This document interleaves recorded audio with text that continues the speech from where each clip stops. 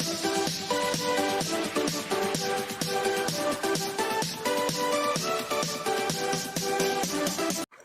my dear students, this is Swati Chafla.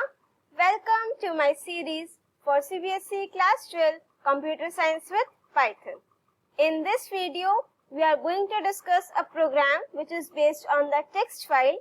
Let's read the statement. What we have to do? We have to write a Python program to combine each line from first file with the corresponding line in the second file. That means आपको 2 files given होंगी and what you have to do, you have to pick the first line from first file and combine it with the first line from the second file.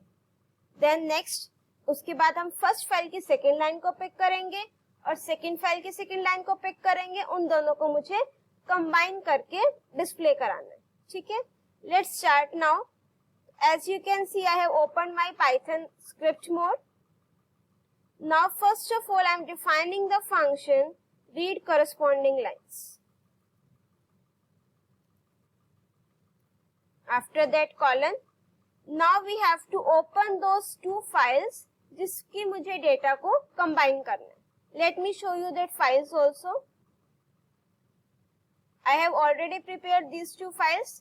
File 1 और इसमें मैंने text भी meaningful रखा है so that जब हम output देखें तो आपको क्लियर हो जाए कौन सी फाइल की कौन सी लाइन आ रही है हमारे पास. ठीक है?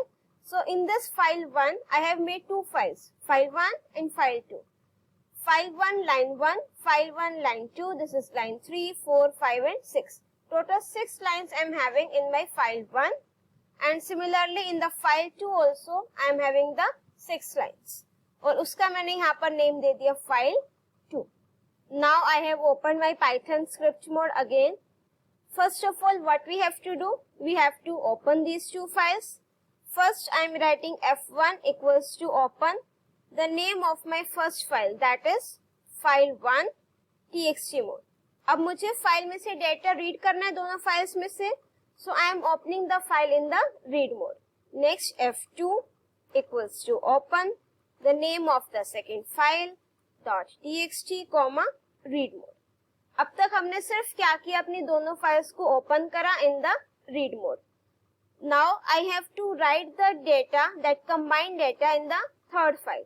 Let's suppose I have open the file and naming it as merge file 1 and file 2. इसमें आपका डेटा कंबाइन होकर के शो होगा .txt. अब इसको किस मोड में ओपन करेंगे? यस, राइट मोड में, because we have to write the data in that file. Now see बेटा, अब मुझे लाइंस पर वर्क करना है कि मुझे पहले फर्स्ट इंडेक्स की लाइन चाहिए दोनों फाइल्स में से. तो उसके लिए instead of using read function, which function will be used? Read lines. तो अब मैंने क्या किया, f1 dot read lines and f2 dot read lines. इससे क्या होगा कि मेरे दोनों फाइल्स की डेटा रीड हो जाएंगे और उसकी आपकी क्या बन जाएगी, एक लिस्ट बन जाएगी. ठीक है? लिस्ट अगर मेरे पास आ गई तो मैं उसको with the help of index access कर सकते हैं. Now I am showing you कि मेरा लाइंस 1 और लाइंस 2 में क्या आया है. ठीक है? पूरा प्रोग्राम स्टेप बाय स्टेप करेंगे. ऐसा नहीं है कि फर्स्ट में I will write the whole program फिर आपको वो समझने में प्रॉब्लम हो, दैट आई डोंट वांट. ठीक है? तो सबसे पहले हम बिल्कुल स्टेप बाय स्टेप करेंगे. अभी तक सिर्फ क्या किया, रीड लाइंस फंक्शन यूज किया, उसके बाद हमने उसको प्रिंट किया. और रीड लाइंस फंक्शन क्या करता है, एक एक लाइन को रीड करेगा, मींस ऑल लाइंस को वो रीड करेगा, एक लाइन को मेरी वो लिस्ट का फर्स्ट एलिमेंट बना देगा. तो here I am closing these 2 files. f1 dot close, f2 dot close and f3 dot close. Let me call the function here, then we will execute this.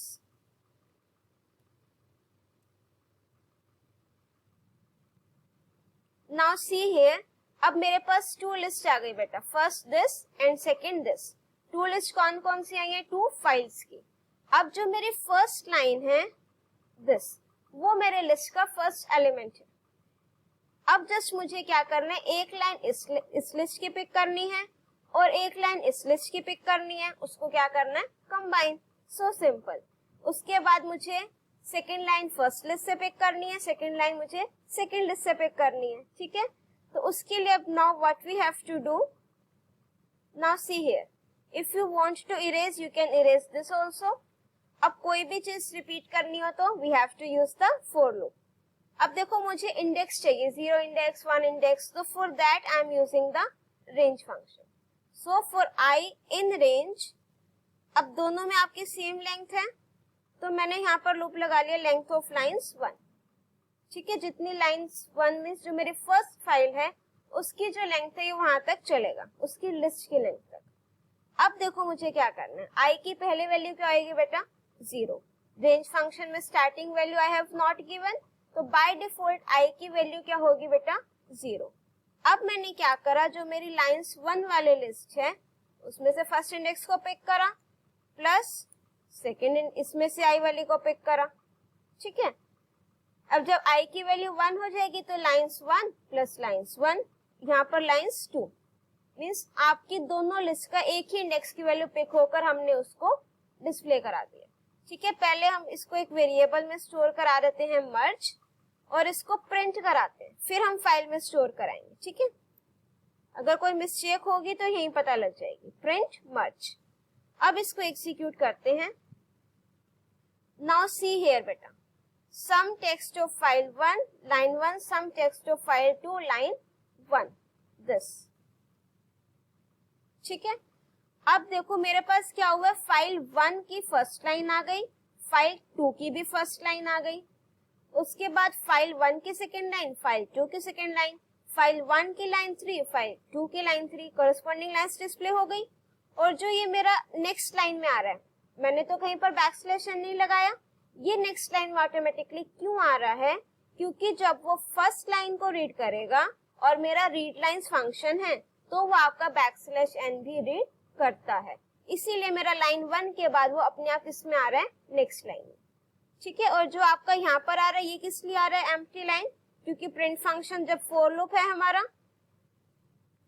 तो जब मैं प्रिंट फंक्शन को call करूंगी तो अगर आपको नहीं चाहिए तो आप इस तरीके से लिख सकते हो, ठीक है। अब अगर आपके क्वेश्चन में गिवन है कि आपने डेटा को फाइल में राइट नहीं कराना, आपने जस्ट कंसोल पर डिस्प्ले कराना है, तो दिस इज इनफ।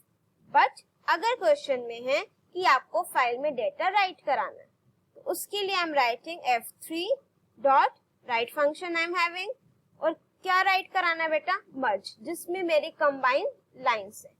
और यहाँ पर हम एक मैसेज प्रिंट करा देते हैं, data written to a file successfully, ठीक है। अब जो मेरी फाइल क्रिएट होगी बेटा, that will be with the name merge file 1 merge file 2। Let's execute this, ठीक है। Data written to a file successfully. अब हम ओपन करेंगे अपनी मर्ज फाइल 1 फाइल 2। तो एज यू कैन सी अब मेरा जो फाइल की करस्पॉन्डिंग लाइंस थी that have been combined.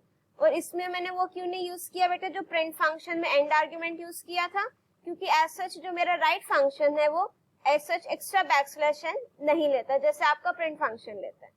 So as you can see both lines have been combined from the both the files. ऐसी लाइन 2 आपकी दोनों फाइल्स की कंबाइन हो गई, लाइन 3 दोनों फाइल्स की कंबाइन हो गई। Let's quickly revise what we have done. सबसे पहले हमने दोनों फाइल्स को ओपन करा in the read mode and the third file in the write mode.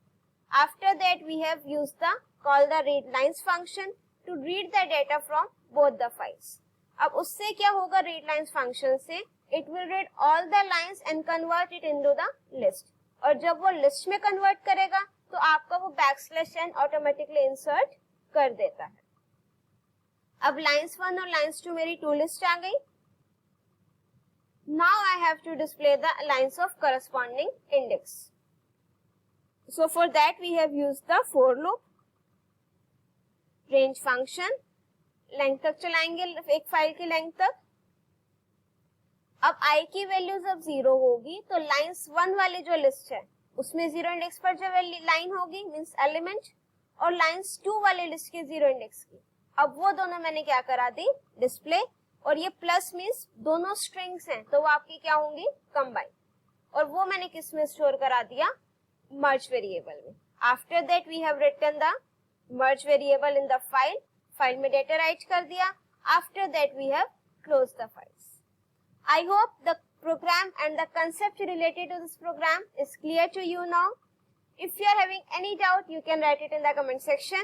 If you like my video, do press the like button, share your views in the comment section, and don't forget to subscribe my channel and press the bell icon to get the updates of my upcoming videos. Till then, keep watching, keep studying.